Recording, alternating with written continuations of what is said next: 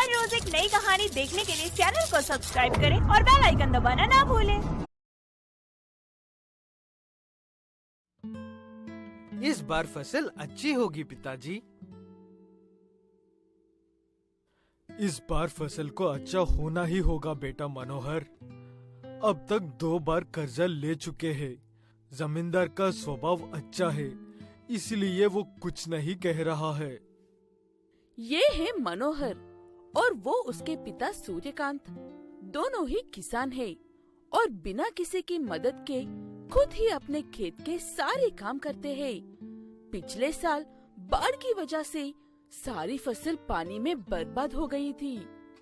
इसलिए सूर्यकांत चिंता कर रहा है कि अगर इस साल भी बाढ़ में फसल खराब हो गई तो सूर्यकांत और उसके बेटे की सारी मेहनत बर्बाद हो जाएगी और वो दोनों कर्जे में डूब जाएंगे। फिर से बादल छा रहे हैं। मैं जाकर खेत में से पानी निकलने का रास्ता बनाकर आता हूँ। तब तक तुम गायों को चारा डाल दो। लगता है कहीं जा रहे हो सूर्यकांत। सब ठीक तो है ना? ऐसे अचानक से जमींदार आते ही सूर्यकांत डर जाता है, लेकिन जमींदार ऐसे ही एक पुराने दोस्त की तरह बात करने के लिए आता है। बादल छा रहे हैं खेत में, वही जा रहा था। तुम सच में बहादुर हो सूर्यकांत। पिछले साल के इतने बड़े नुकसान के बावजूद फिर से फसल उगा रहे हो। आधे से ज्यादा किसान इस साल मजदूरी ही कर रहे हैं। सूर्यकांत कहता है कि नुकसान के डर से खेती छोड़ देंगे तो बाद में खाएंगे क्या? किसी को तो जिम्मेदारी लेनी चाहिए। जमींदार सूर्यकांत की बात सुनकर खुश होकर वहाँ से चला जाता है। सूर्यकांत भी अपने औजार उठाकर खेत में चला जाता है और हर तरफ से पानी जाने के लिए रास्ते बनाता है। ऐसे सूर्यकांत और मनोहर दिन रात फसल के पीछे मेहनत करते हैं। फसल पूरी तरह से तैयार हो गई है पिताजी। हमें जल्दी ही फसल की खेती शुरू कर देनी चाहिए। हाँ बेटा, हम कल सुबह ही सारी फसल काट लेंगे और कल ही मंडी लेकर जाएंगे। इसीलिए सुबह जल्दी उठना। ऐसे कहते हुए दोनों बाप बेटे खाना खाकर सो जाते हैं। आधी रात होते ही तेज हवा के साथ जोरों की बारिश शुरू होती है। सूर्यकांत उस बारिश में भी खेत में जाने के लिए तैयार होता है।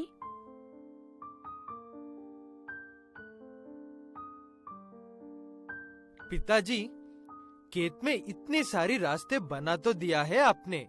अब इस बारिश वहाँ पर जाने का क्या फायदा? बारिश के थमने का इंतजार करते हैं। जैसे ही बारिश थोड़ी सी कम होगी, हम पहले खेत में जाएंगे।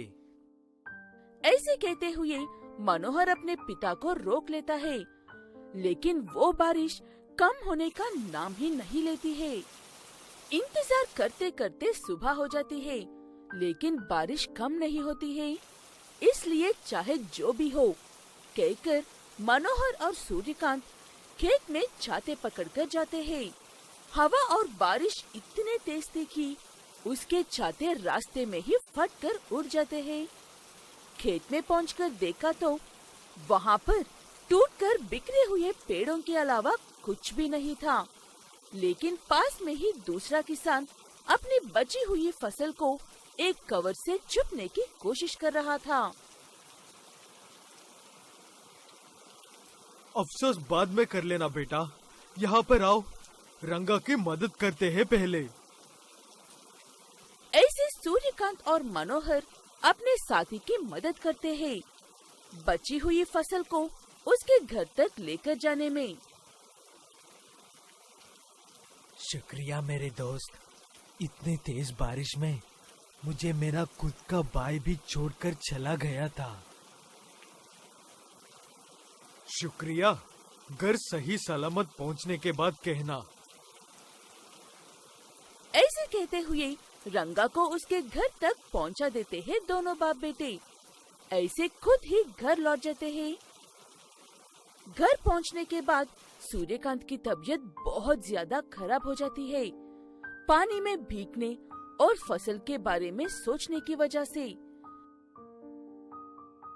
2 दिन बाद बारिश कम होती है। बारिश कम होते ही मनोहर जमींदार के पास नौकरी शुरू कर देता है और उस खेत को बेचकर अपने पिता का इलाज करवाता है और जमींदार का सारा कर्जा लौटा देता है। ऐसी बाढ़ की वजह से एक किसान पूरी तरह से हमेशा के लिए हार जाता है। पवन कुमार एक 10वीं कक्षा का लड़का है।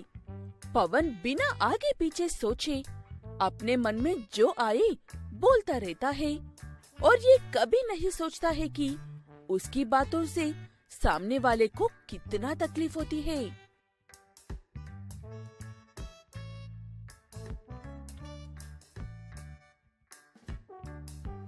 पिताजी, हमें स्कूल की तरफ से ट्रिप लेकर जा रहे हैं। मुझे 10,000 रुपए चाहिए। 10,000 तो नहीं है बेटा मेरे पास। किसी और दिन चले जाना ट्रिप पर। वो बात सुनकर पवन को गुस्सा आता है और वो अपने पिता से बड़ी बड़ी बातें कह देता है। ये सब हमेशा का था, लेकिन इस बार पवन के पिता अजय इस समस्या का एक हल निकलते हैं। वो सब तो ठीक है बेटा, लेकिन तुम्हें एक छोटा सा काम करना है। किचन में कुछ कांच की ग्लासें हैं। तुम्हें जब भी गुस्सा आए, हर बार एक ग्लास तोड़ दो और जो वजह है उसे एक चिट्ठी पर लिख दो। ठीक है कहकर पवन वहाँ से चला जाता है। उसके बाद से अजय के घर में थोड़ी थोड़ी देर में एक ग्लास टूटते जाते हैं। ऐसे कुछ दिनों बाद पवन 10वीं क्लास कंप्लीट कर लेता है और उसके सारे कांच के ग्लास भी खत्म हो जाते हैं। पिताजी, सारे कंच के ग्लासेस खत्म हो गए हैं। इस बार गुस्सा आने पर क्या करूं? गम लो और जितनी बार गुस्सा आए उतनी बार एक एक ग्लास को फिर से जोड़ते जाओ। अब मजाक कर रहे हो? मैं ऐसा बिल्कुल भी नहीं करने वाला हूँ। तोड़ना आसान है, लेकिन जोड़ते हुए बैठना मुझसे नहीं होगा। जोड़ना तो तुम्हें पड़ेगा ही बेटा, वरना 10th में इतनी घटिया नंबर से फेल होने के लिए मुझे तुम्हें घर से बाहर निकलने के लिए ज्यादा सोचने की जरूरत ही नहीं पड़ेगी। ऐसे कहते ही पवन चुपचाप वहाँ से चला जाता है और हर बार गुस्सा आने पर एक एक ग्लास जोड़ता हुआ बैठता है। कुछ दिनों बाद वो सारे टूटे हुए ग्लास भी जुड़ जाते हैं और एक दिन पवन अपने पिता के पास आकर ऐसे कहता है, अब तो वो सारे ग्लासेस भी जुड़ गए हैं। अब क्या करवाने का इरादा है आपका? टूटे हुए ग्लासेस जोड़ी है मैंने। ये कोई आसान बात नहीं है। हाँ बेटा, ये कोई आसान बात नहीं है। इसमें बहुत सब्र चाहिए होता है। इधर आओ मेरे साथ। तुम्हारे जुड़े हुए ग्लासेस में पानी भरकर देखते हैं वो कितनी मजबूत जुड़े हैं। ऐसे कहते हुए अजय अपने बेटे पवन के साथ मिलकर उन ग्लासेस में पानी भरता है, लेकिन एक ग्लास में भी ढंग से पानी नहीं रुकता है।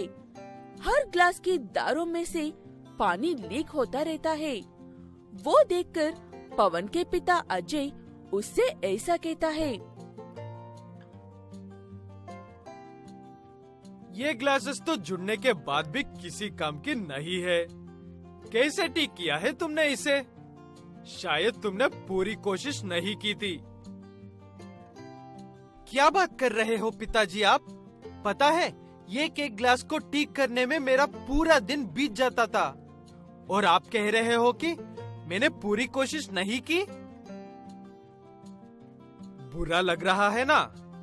इतनी मेहनत से काम करने पर भी कोई आपकी काम की तारीफ ना करके उल्टे बातें सुनाए तो तकलीफ होती है ना। ऐसे कहते हुए अजय अपने बेटे से कहता है कि जब वो किसी चीज की जिद करता है और अजय किसी मजबूरी की वजह से वो जिद पूरी नहीं कर पाता है, तब पवन उसे ऐसी बातें कहता है कि अजय का दिल उस कांच की ग्लास जैसे टूट जाता है। बाद में जब अजय मजबूरी में ही सही अपने बेटे की जिद पूरी करता है, तब वो एक छोटा सा सॉरी कह देता है और पवन का वो सॉरी उस दोबारा से जुड़े हुए कांच की ग्लास की दारू जैसा होता है।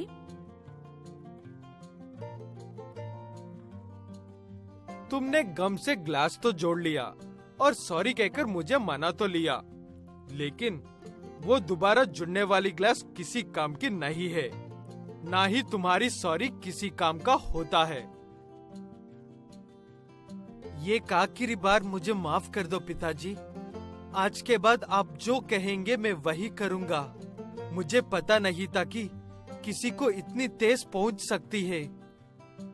अजय कहता है कि कुछ कहने या करने की जरूरत नहीं है, जैसे हो वैसे ही रहो और बात करने से पहले एक बार सोच लो कि क्या बात कर रहे हो।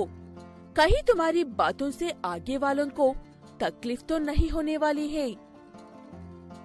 तब से पवन अपने पिता की बात सुनकर अच्छे से रहने लगता है। दोस्तों, अगर आपको ये कहानी पसंद आई तो इसे लाइक करें, शेयर करें और कमेंट करके बताएं कि कहानी में आपको सबसे अच्छा क्या लगा।